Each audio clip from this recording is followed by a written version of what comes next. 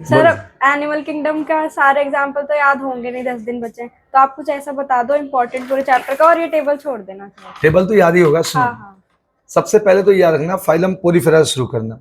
3 बात बस पोरीफेरा में याद रखना। पहला ये कि वाटर जो इंटर करते हैं ओस्टिया से स्पोंजोसेल में जाती है और फिर ओस्कुलम से बाहर निकल जाती है। दूसरी बात स्वानोसाइट सेल जो फूड को इनगल्फ करता है। ठीक है, 2 हो गई बात।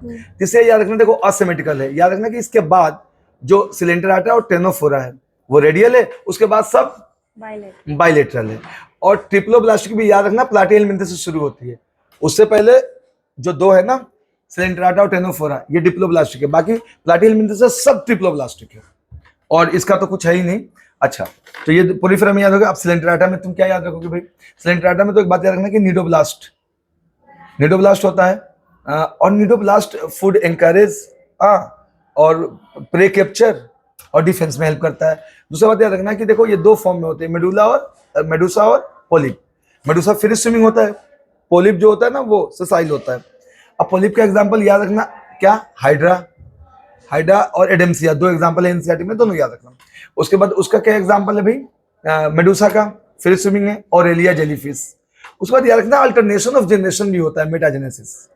सिलेंडराटा भी हम पढ़ रहे हैं, मेटाजेनेसिस, और उसका एग्जांपल कौन है, ओबेलिया। यानी अल्टरनेशन ऑफ जनरेशन का एग्जांपल जिसमें दोनों पोलिप मेडूसा दोनों होते हैं, सेक्सुअली प्रोड्यूस होते हैं, वो कौन होता है बेटा, ओबेलिया। ठीक है, उसके बाद टेनोफोरा में याद रखना बस कॉम्प्लेट 8 बायोल्यूमिनेसेंस की प्रॉपर्टीज होती है। प्लाटिहेलमिंथेस में एक बात याद रखना कि प्लाटिहेलमिंथेस में एक फ्लेम सेल होता है एक्सक्रीटरी ऑर्गन, और दूसरा प्लानेरिया में हाई रीजनरेशन कैपेसिटी होता है। हाँ, बस ये 2 बातें। और याद रखना कि यहाँ से अब क्या शुरू हो गया, बायलेटरल सिमेट्रिकल प्लाटिहेलमिंथेस और ट्रिप्लोब्लास्टिक। उसके बाद प्लाटिहेलमिंथेस के बाद आ जाओ स्केलमिंथेस में, फीमेल लार्जर होती है आमतौर पे। और ये बात याद रखना कि मेल फीमेल अलग हो जाते हैं ना स्केलमिंथेस में, और बायलेटरल तो होता ही है, ट्रिप्लोब्लास्टिक तो होता ही है ना। उस मस्कुलर फेरिंग्स होते हैं।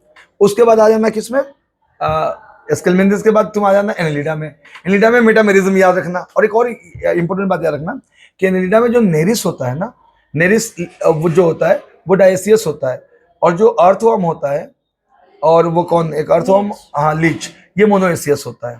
ठीक है, तो यहाँ तक हो गया। फिर अगले दिन और बताओ।